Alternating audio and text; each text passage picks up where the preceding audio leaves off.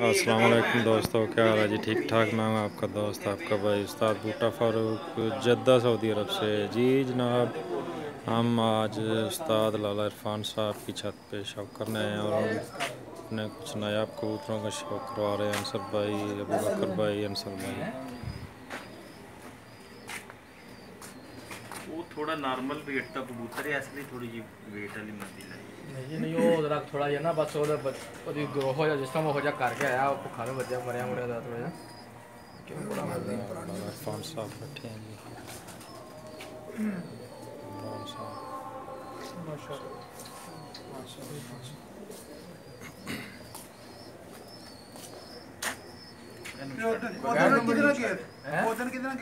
ਉਹ ਮੁੰਡਾ ਉਹ ਸ਼ਹਜ਼ਾਦ ਸਾਡੀ ਸਾਨੂੰ ਤੇ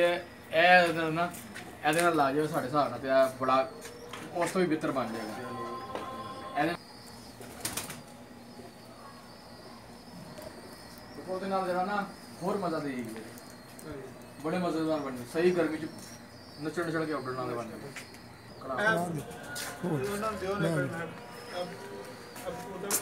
ਮਾਤੀ ਦੇ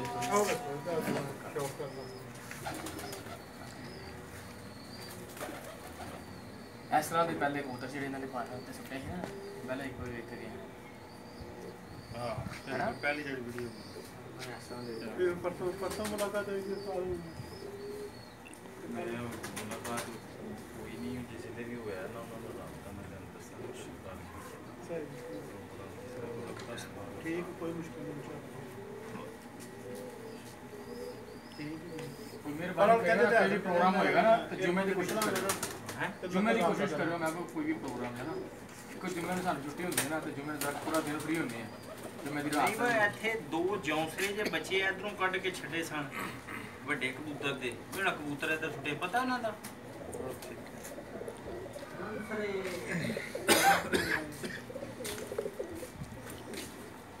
ਇਹ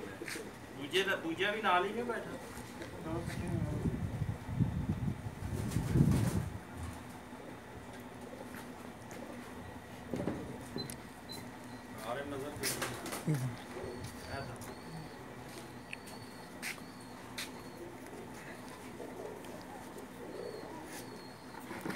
ਤੇਰੇ ਨੇ ਜਾਂ ਦੀ ਨਹੀਂ ਇਹ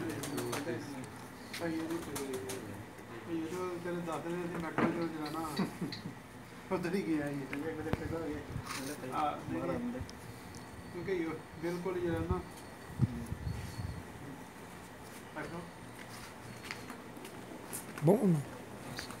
बहुत अच्छा।